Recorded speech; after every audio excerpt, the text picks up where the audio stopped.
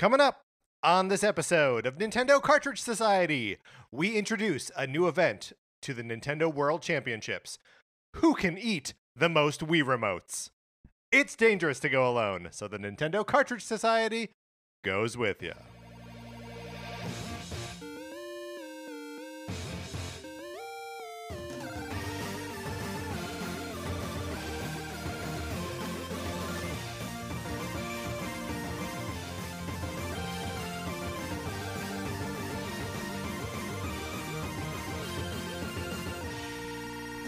Welcome to Nintendo Cartridge Society. My name is Patrick Ellers, and I am joined, as I am always joined, by my co-host, Mark Mitchell. We've got a good show for you today. We're going to be talking about the news from the week, including the sort of reveal of Nintendo World Championships, NES Edition. And then on Thursday, we're going to be rating the first entries in various Nintendo franchises. But Mark, in the meantime, how's it going? It's going great. I'm so happy to be here. Happy to be back. Yep, you said that we're in your home. Hey, So I'm happy to be here.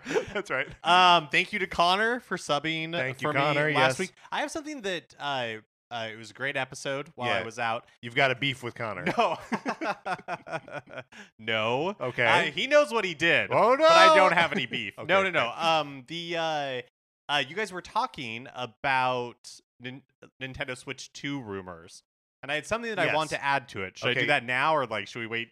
I mean, to the news? no, let's do it now. I Okay. mean, So you're talking about Nintendo Switch 2 rumors, Yeah. and just talking about backwards compatibility, yes. and how in the Switch era, Nintendo was able to supplement their release schedule with a lot of Wii U titles. Yes. And what would that look like for Nintendo Switch 2? And while I was listening to that, the thought occurred to me that, yes, they wouldn't have Wii U titles necessarily, but they would still be able to have Nintendo Switch titles. You know, like something like Tears of the Kingdom, right? Sure, yeah. Just came out a year ago, Uh-huh. and we probably won't see the release of a new Zelda game for 5 more years. And so that's like 5 years that on the Nintendo Switch 2, they could repackage Tears of the Kingdom as compatible with Nintendo Switch 2, sell, I don't know. Let's say they do that's how interesting. PlayStation does the PlayStation 4 to 5. Right, you upgrade pay path or whatever. $30 or whatever, and it unlocks 4K on something like that. And you have a ton of people who, even though it sold well, haven't played Tears of the Kingdom, possibly haven't played Breath of the Wild. No reason that they can't continue to sell those as evergreen titles into the next generation. Well, so that part I definitely agree with. Like the evergreen titles will continue to be like big sellers on Switch 2. It feels un-Nintendo-y for them to be like, here's Mario Kart 8 Deluxe, the Switch 2 version. You know what I mean? Just to be like, and this is like prettier. You could still play the original version on this one. Like they didn't do that with from the Wii to Wii U. They didn't re-release anything that way to be like, this is the Wii U upgrade of it. They just seem so unbothered with that sort of technical upgrade. That is true. But I could totally see them. I don't know. Although I guess Twilight Princess is exactly that, right? Well, Twilight Princess wasn't necessarily all that prettier. Like it was in widescreen, and it was in HD. I mean, they redid some of the textures. It's not amazing. But do you mean on the Wii? No, on the Wii U. Oh, the HD version. Yes. Yeah. I mean, I guess so. I guess what I'm saying is, and you're right, it does feel very unlike Nintendo to say, hey, if you want 4K, is that a thing that we're saying is going to be a part of the Switch 2? We're saying that it's going to have 4K output. So, but if you want 4K and 60 frames per second on Tears of the Kingdom, right, give us $30. Here's how you do it. That is definitely something that we haven't seen before. But I don't know. So maybe that isn't a path that they would take. But this generational change, even though previous Nintendo consoles have been backwards compatible, it feels like gaming as a whole is in a different place with backwards compatibility. Yeah, I agree where with that, it just is assumed, that your library will continue. And especially with everything we know about their relationship, the company that they created with DNA, the Nintendo what Systems Co. or whatever, Nintendo Systems Limited, where like they're all hung up on the idea of unifying your Nintendo experience via your Nintendo account. You have to assume that that means that your profile, your game library travels with you to the next Switch. Right. And there are going to be people, I guess what I was driving at is that there are going to be people who are picking up a Nintendo Switch 2 who never owned a Nintendo Switch or owned a Nintendo Switch and never owned like Tears of the Kingdom. That's the example I keep going back to because we have this Zelda game at the end of the generation, right? Which means the next Zelda game, like that, is so many years away, right? That you would potentially be halfway through the Nintendo Switch 2's life cycle before that game comes out. Totally. And I'm sure there'll be supplemental Zelda titles, but that one just seems like a clear example of there's no reason you can't repackage. And by repackage this, I mean literally make the box looks different, right? And put it on a new game cart that has the little nub at the end, or however they're going to differentiate the two game carts, and just be like, and maybe it's cheaper, but it's like, and hey, here's, maybe it's cheaper, but I guess maybe it's like Nintendo Selects, and it's like, hey, here's this thing, like you can still, it's still an appealing game, right? And you never owned it before. But it seems like why would you bother selling that as a Switch 2 exclusive, like with the nub on it, when it could be something that original Switch and Nintendo just announced that they have sold 140 million Switches. So like that's an install base you don't really want to ignore. We're in such a strange place with the Switch right now. And we're in such a strange place in this episode because we're doing all this analysis up at the top here. And we haven't even said if you'd like to support this, you can go to patreon.com/Nintendo Cartridge Society, where if you're supporting us at the 8-bit or 16-bit levels, you can get access to our once-a-month episodes of miniseries like NCS Arcade. That's right. Patrick and I are playing games that are on Nintendo Switch Online and Nintendo Switch Online Plus expansion pack that we've never beaten before. We've never done it. And for April... Yeah. We know it's May. We know it's May. But for April, we're talking about Sonic the Hedgehog 2. Should we announce our May game as well? Because they're going to be happening in pretty quick succession. Yeah, go for it. So our May game is going to be the Super NES game Battletoads in Battle Maniacs. This will be the first Battletoads game I've ever played. And it will not be the first Battletoads game for me. I loved the original Battletoads on NES and the Game Boy game, which is like Trouble in Ragnarok, Battle for Ragnarok. I don't know what the subtitle was. But the Battle Maniacs was a cart that I never had growing up. So I'm very excited to play it. I trust it'll be punishingly difficult and we'll be abusing the rewind function. But that'll be super fun. Sonic the Hedgehog, we are recording this weekend, Sonic 2. If you have any thoughts or opinions about Sonic the Hedgehog 2, you should email us at Nintendo Cartridge Society at gmail.com. And we will incorporate your thoughts, your musings, your questions into the episode as we record it. You can also chat about it in our Discord, which if you email us, we will send you an invitation in there. But to be included in the episode, it's really easiest to just send us an email. Mark, my Teenage Mutant Ninja Turtle source book is still out there. Issues 1 and 2 are on the shelves. Issue number 3 comes out June 5th. It's a great issue. If you have not pre-ordered it yet from your comic book store, please do. It's one that I'm very proud of. I'm proud of all of them, but issue 3 is a good weird one. It spans multiple continuities of Teenage Mutant Ninja Turtles and timelines and stuff, and I tracked everything in a way that drove me insane. So please honor my insanity by pre-ordering this thing. All right, Mark, are you ready to get into what we've been playing this week? Yeah, let's do it.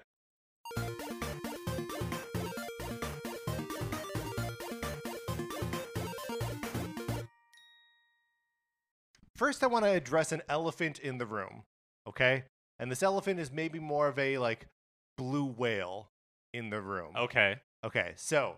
I saw this in the show notes. Okay, yeah, and it feels big, and I want you to know that this is something that I am asking with humility and prepared to be told no. Okay.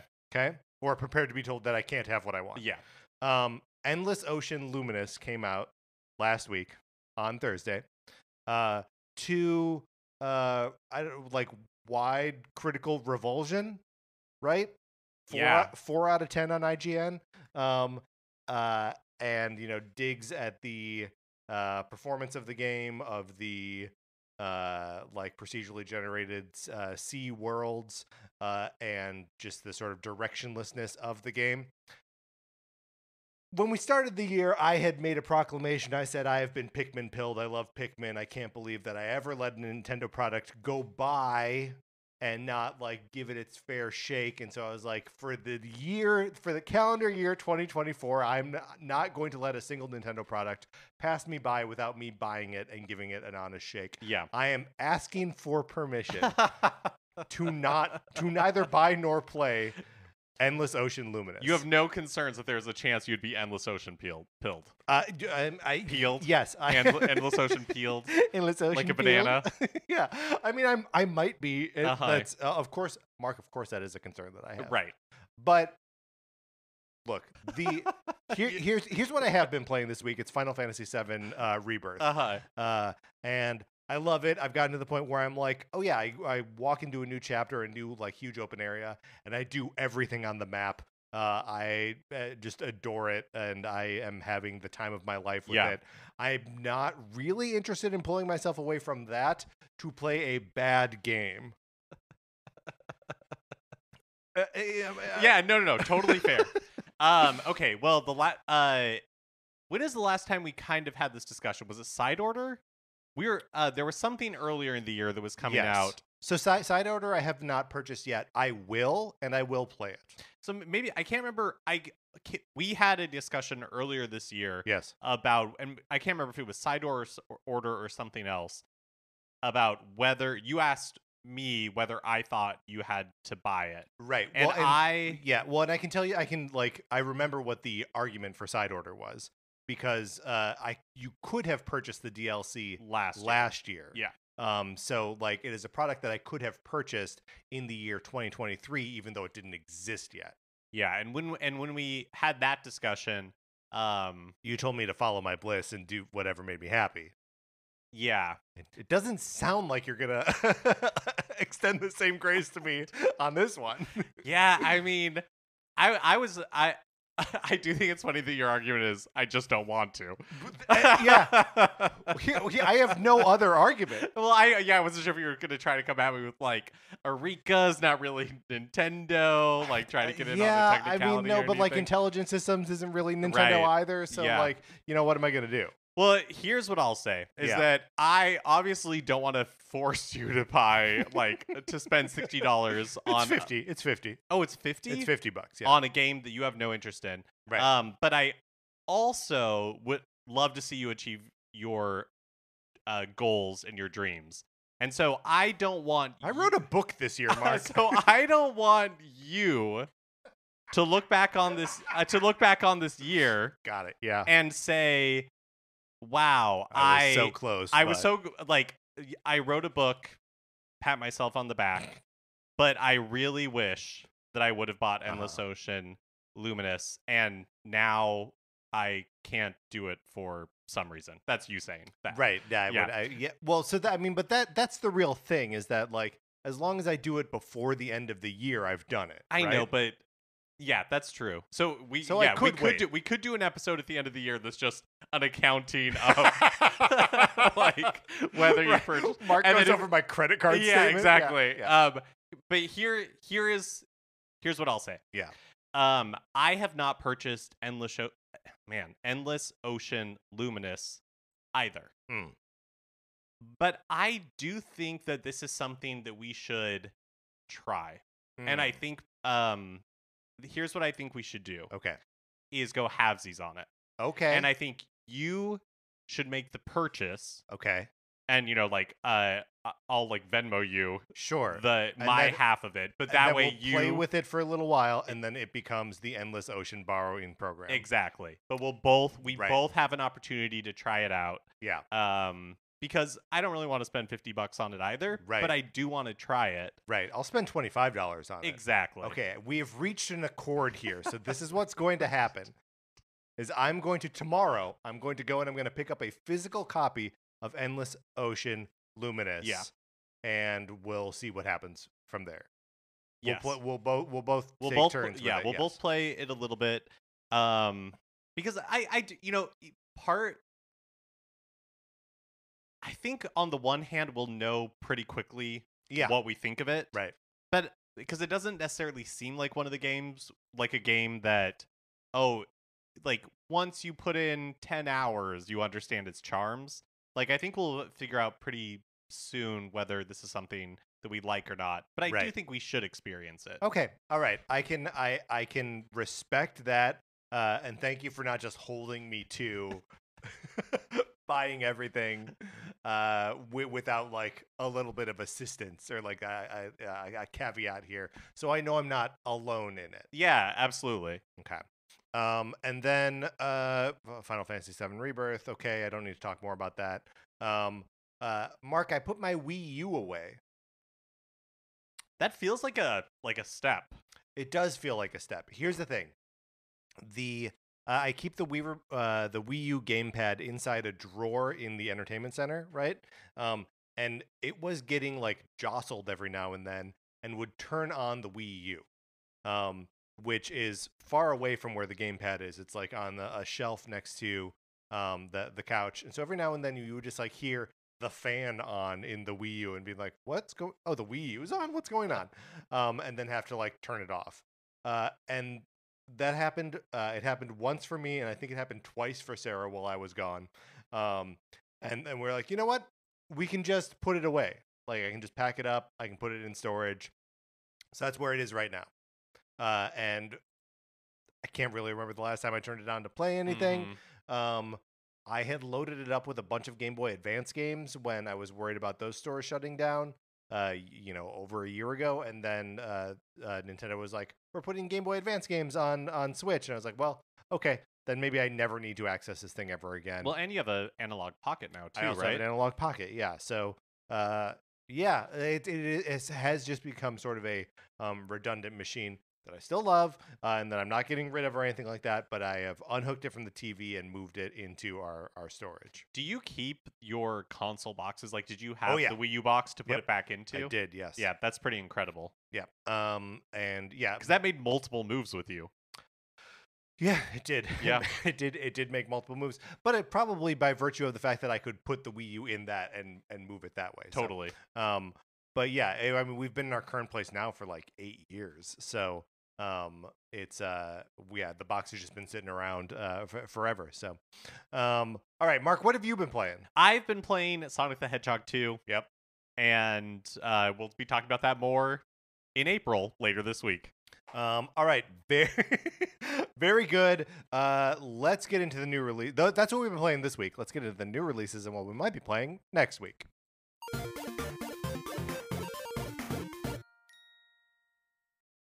On Thursday, May 9th, we have Animal Well coming out and Little Kitty Big City, both of which were featured in the most recent Indie World Showcase.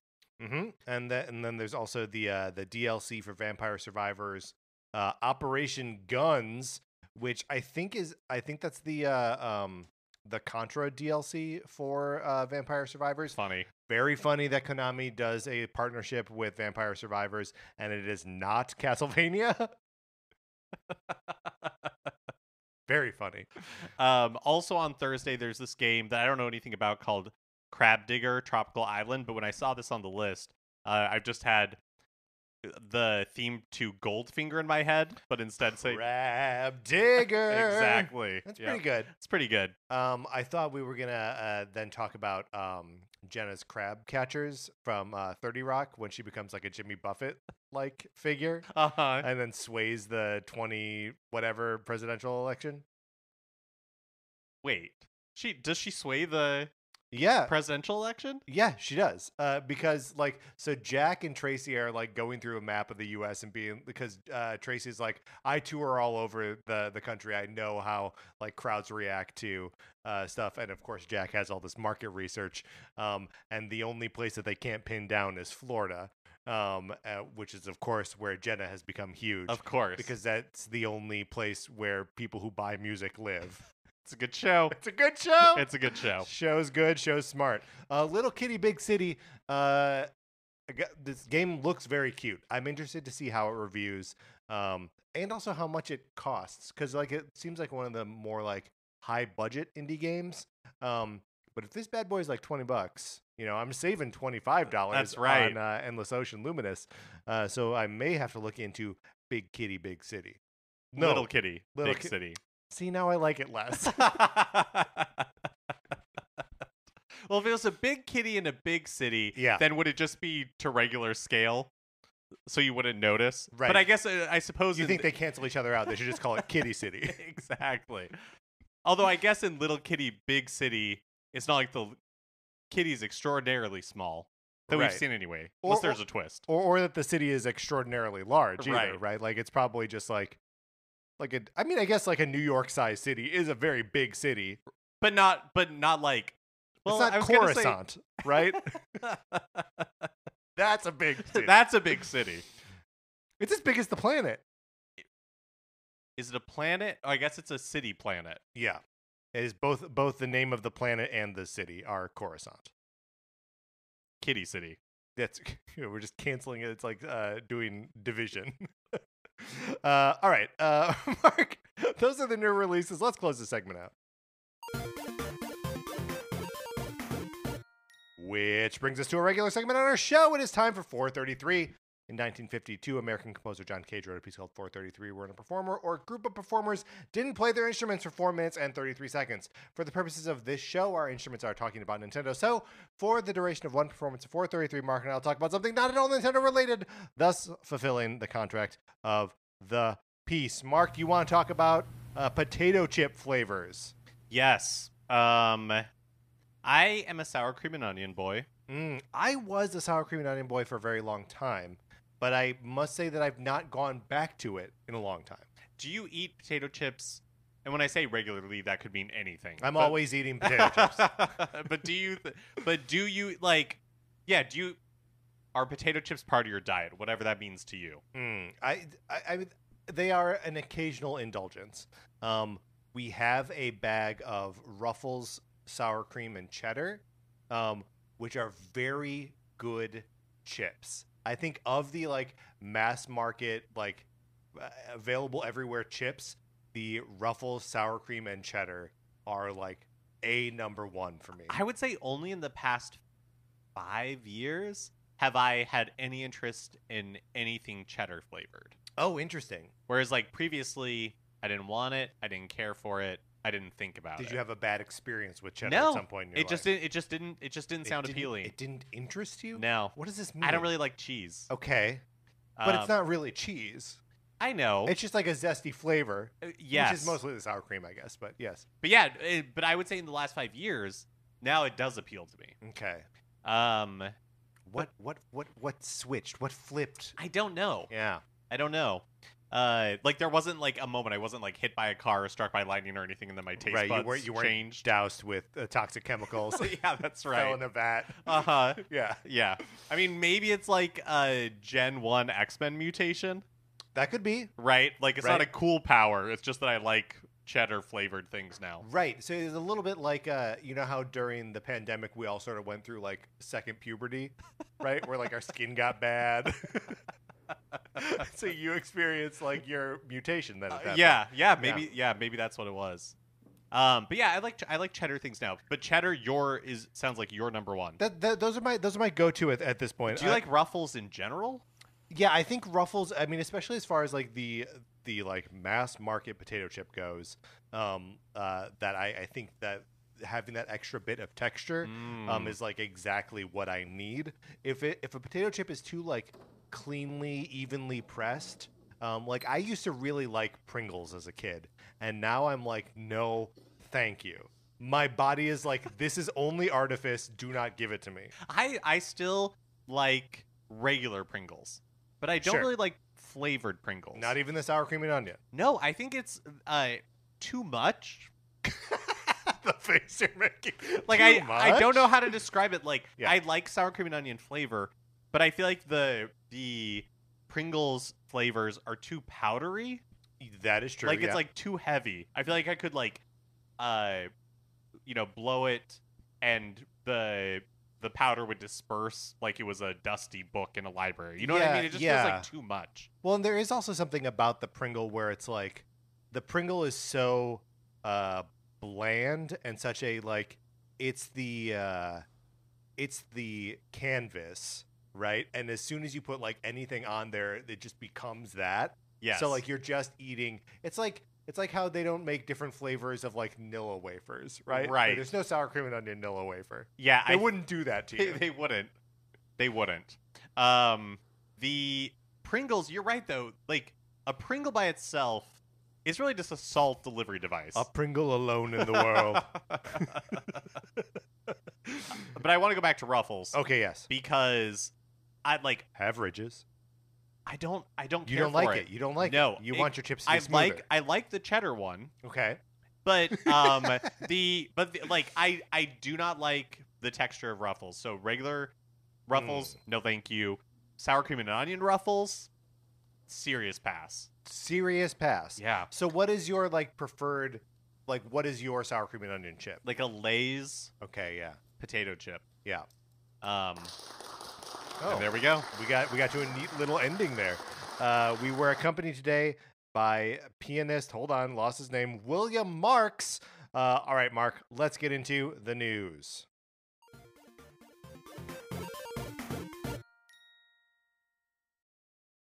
So I'm pretty sure that by the time this episode releases, Nintendo will have released their most recent like quarterly earnings. Yes. That's something that's going to be happening tonight as of our record. Right. Yeah. And so it's possible that like something that we're about to talk about will have right. Either been confirmed or outdated or something like that.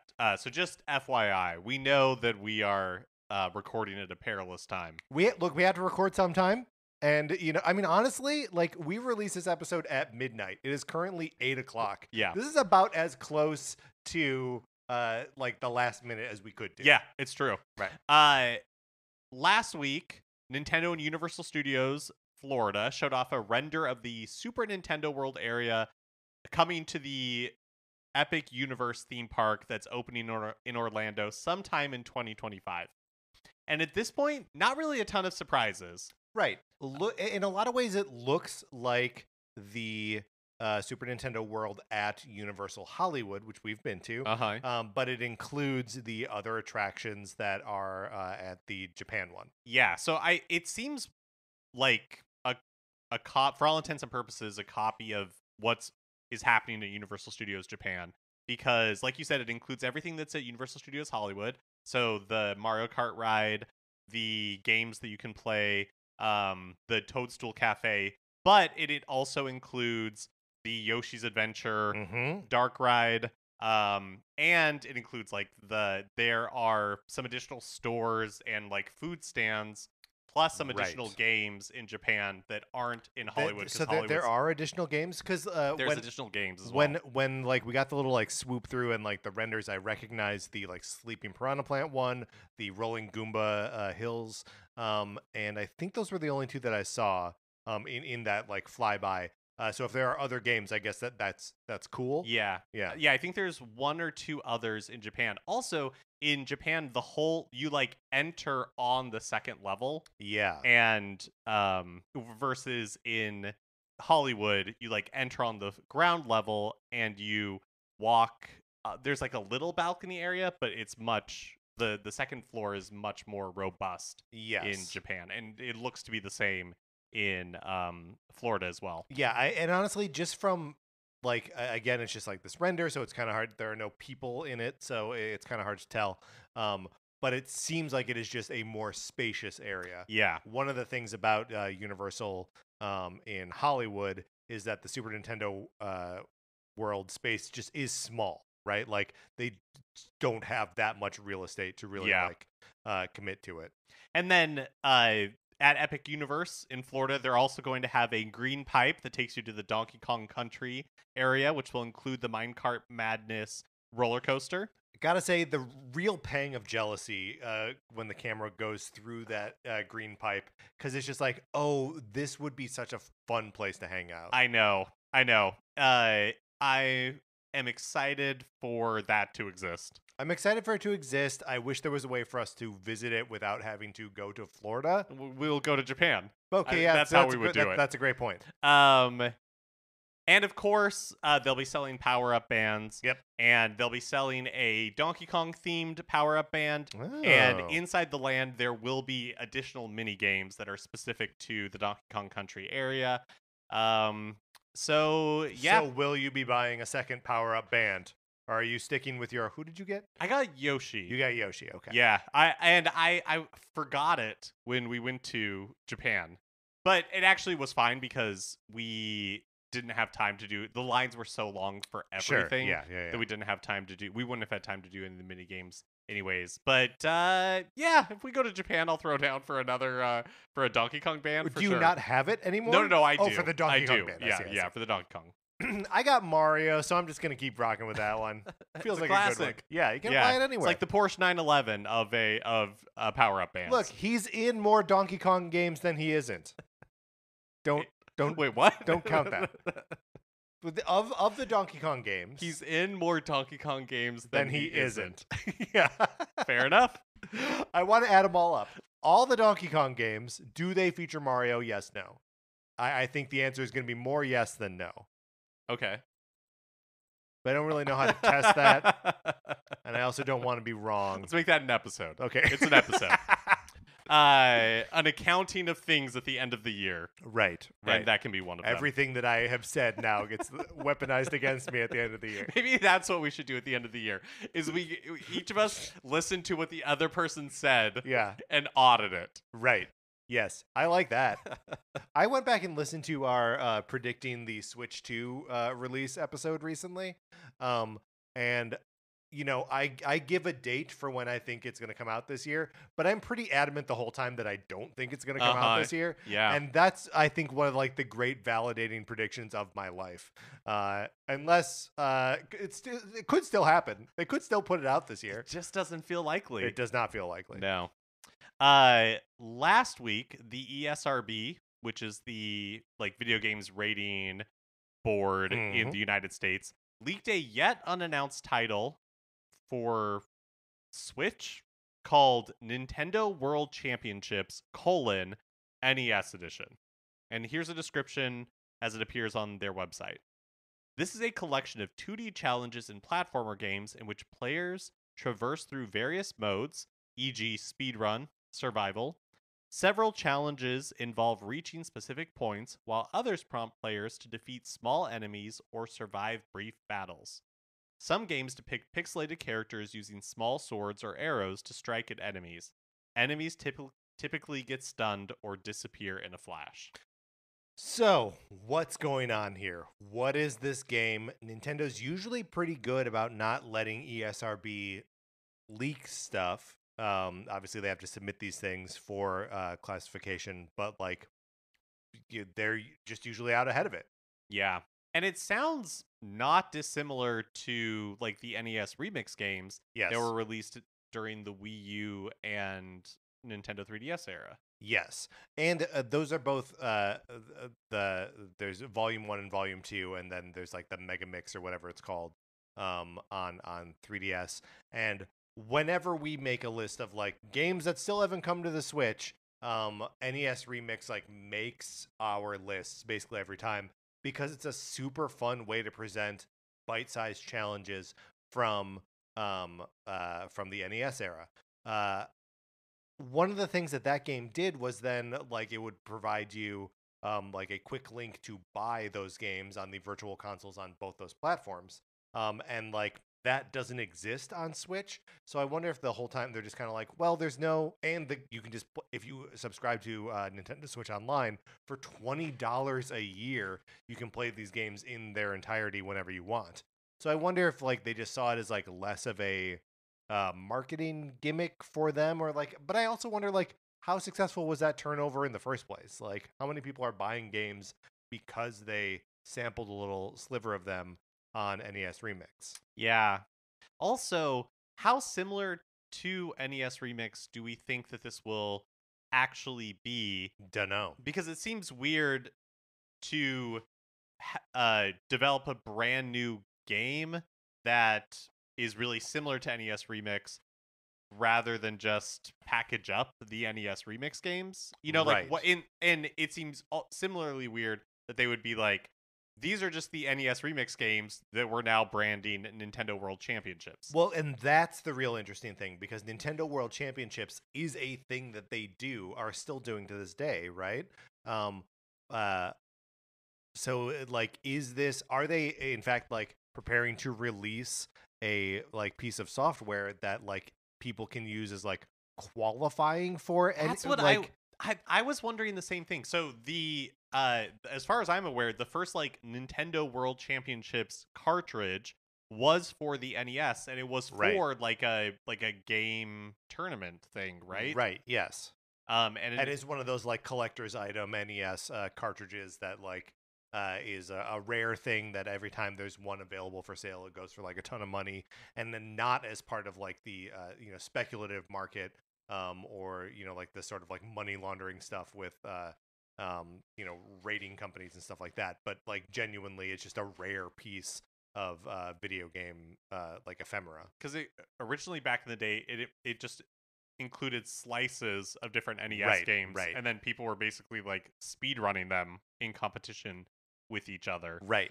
So this could very well be like a thing like that well, and I mean, but also maybe it is maybe it actually is for like a Nintendo World Championships like event that they're holding, that's going to be like an IRL like esports thing. Well, and the last time they did that, I think, using the Nintendo World Championships branding was in 2017. But they didn't release like software that went Right. with it. Right. But maybe they will. Maybe they will. But you would have to pay for it, because I think that's where the ESRB comes in, is for like paid software. But like the ESRB rates like free to play games, right? Yeah, I guess that's true. I mean, obviously we have no idea what this actually is, but the fact that there's an ESRB rating, and it's not like a ratings board in like South Korea, or so like things leak out that way that we're kind of like, well, who knows when exactly that's coming. This is a pretty high profile leak, and yeah, I mean, maybe as a result of this earnings call or whatever that's happening right now, we will have more information about this by the time this episode posts. Yeah. Yep. I'm excited for whatever this is. I like them finding new ways to present their NES games, and especially like the remix format is so good, because there are so many like parts of those games that are like late game things, like the end of Zelda 2, the end of Kid Icarus, that normal people, sane people, and especially people who are not 40 years old have never experienced, and just like getting them served to you so that you can like have the fun or experience the thing. It's special, and I hope this is that. They also were kind of doing that, although I feel like it's been a while since we've had these releases on Nintendo Switch Online, where they would add the SP version. Yes, the SP versions of games. So there would be like Kid Icarus, and then a few months or weeks later there would be Kid Icarus SP, where when you loaded that version of it in Nintendo Switch Online, it takes you right to the end, and you have all of the weapons, and you could just experience the ending that way. So they were they were doing that on Switch for a while, but in a very limited way, in a way that I still find kind of frustrating, where it's like when you boot up Zelda 2, you should just be able to say like, oh, I just want to experience like that final boss fight, or like here's like a pick any boss and just like fight them, instead of having to load up like a separate game because it's the SP version. So yeah, if this is like some sort of solve for that. And then it's also just like super compelling that it's Nintendo World Championships NES Edition. How many more of those could we have out there, right? Right. Super NES Edition, Game Boy Edition, GBA. But we never got out of NES Remix. I know. This could be a dead end, right? Like it's Nintendo is of course very frustrating in that like they're hard to predict.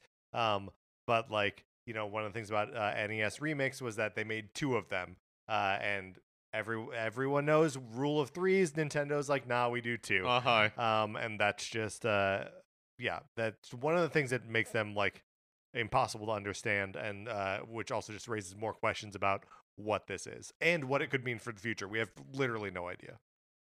Circana, formerly NPD, released sales info for March, and on the Switch, Princess Peach Showtime was the best-selling game, not including digital, and which not that surprising. I think it showed up number 6 on like the overall video game charts. Sure. So a pretty respectable showing for Princess Peach Showtime. I mean, a big new Nintendo release, right? Yes. I mean, a qualified yes, right? Sure, like yes. the big new Nintendo release. Right. The only like genuinely new game they're putting out this year, or so it would seem. Yeah. Yep. Unless you want to count Endless Ocean Luminous, which you I'm really do not for some reason. Yeah.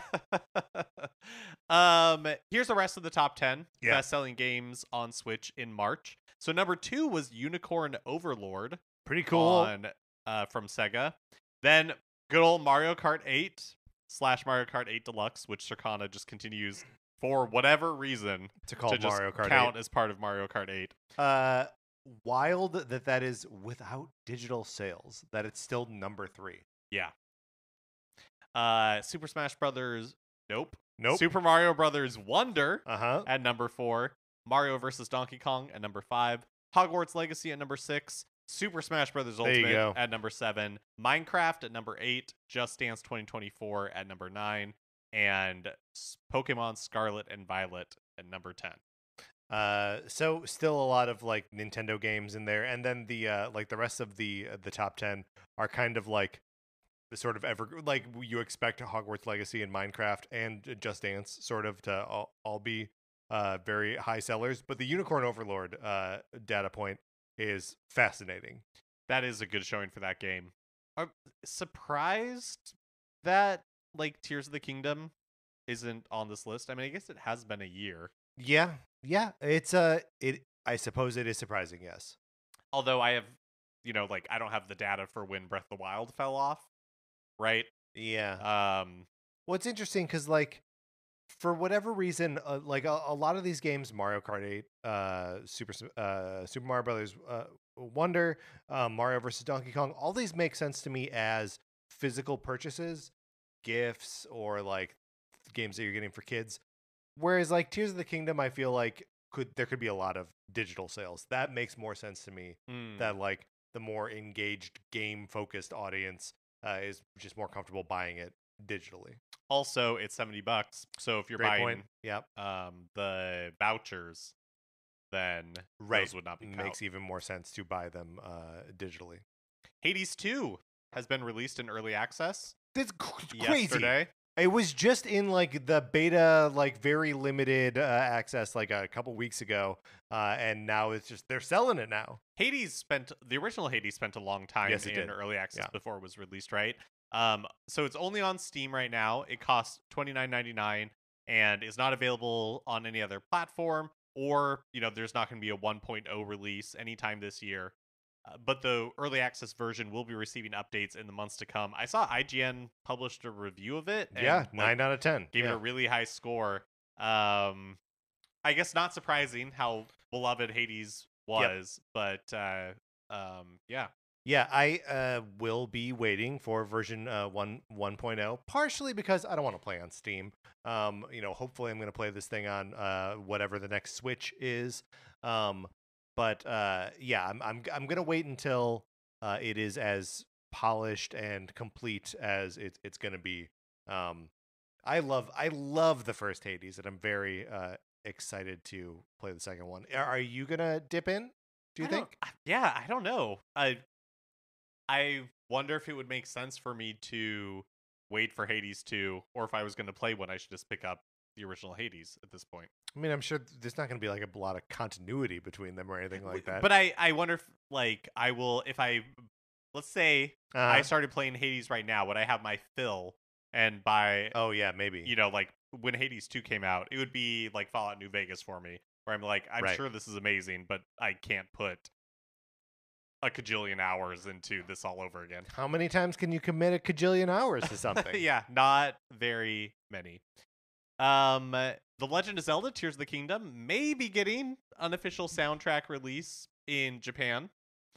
So, according to a unsourced rumor on Nintendo Everything, which they're normally pretty good about sourcing their stuff.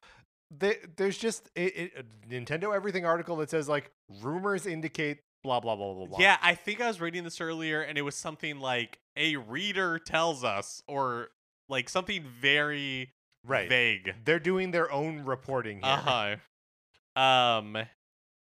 That Nintendo is planning to announce the soundtrack to coincide with the 1-year anniversary of Tears of the Kingdom's release on May 12th. Also wild that it's already been a year.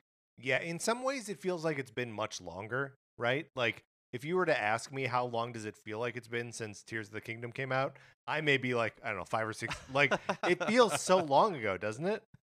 It does. No, it totally does. Okay, I wanted to look it up because Nintendo Everything reader 3112 has tipped us off about an official soundtrack release for The Legend of Zelda Tears of the Kingdom. Based on leaked information, the album will be available in Japan at the end of July. What? What does that mean? Did 3112 leak this information? Or did 3112 discover leaked information? Yeah. And what does that mean? Did they see it on Reddit somewhere? Did they see it on like 4chan? Did they make it up? And then they went running to Nintendo Everything and were like, "Here's what I saw on Twitter." But then not give like the source link for it? Yeah. Feels very weird. Mostly I just wanted to include this here so we could reflect on the fact that it's been a year since Tears of the Kingdom came out. Yeah. It is wild. So I think I finished it in July, I want to say. Shortly after you finished it, we recorded a spoiler full episode with Matt Apodaca. So whenever that episode aired, that's about when you finished the game. Yeah. I like that I can mark, like, when I am old and my memory is going, I will be able to look back on our catalog, which will always be there, and be able to see like when I finished Tears of the Kingdom. Right. Because I will just have to sift through thousands of NCS episodes in order to get there. I mean, when Connor was on last week, we had a conversation about how many episodes has Connor been on as the co-host on the guest episode. Turns out he's been co-host on 3 episodes. He's done 3 other topic episodes, just you, me, and Connor, and then 3 other times where he's been part of like a ensemble cast, like the holiday episode or the Nintendo game draft. So Connor's got a 3x3x3 going now. The point is, all this history is there, and we can check it at any time. We just usually refuse to do so. Yeah, that's right. A new Splatfest was announced for Splatoon 3. It'll be running the weekend of May 18th to May 20th. The theme this time, and I like this one, is another question. What do you do at the world's end? So as the world is ending, as the meteor is crashing down, as the tidal waves are rising, what do you do? The options are same old, bucket list, or save the day. And I included the graphic from this because it is cute. What their examples are of like bucket list. It shows like a little octoling, but he's got like a snorkel and like scuba mask. So like he's gonna go snorkeling, but like he's an octopus. You know what I mean? He's like always in the water. He's also holding like a coin purse, and there's a soda bottle. Yep, a basketball. He's got a Game Boy, and he's riding a skateboard with a guitar. No, the art on this one stood out to me as well. Like Samol is just a little octopus guy. It's a squidling. Squidling. Yep. Sitting in an easy chair. Yep. As the world appears to burn behind him. Yep. Like he's just taking a nap. He's just taking a nap. And then Save the Day makes me laugh really hard. Yeah, because one of them is like poring over a book trying to figure out what to do as like the meteorites rain down on and them. then the other one's like the muscle, I guess. I don't know. Like he's gonna get in the spaceship and drill into the asteroid. Maybe that's what it is. That he doesn't want to close his eyes. He doesn't want to fall asleep. He doesn't want to miss the thing. Right. Finally. Oh, do we have to weigh in here? Oh, yeah. What do you do? The world is coming to an end. Same old bucket list. Save the day. Yeah. How much?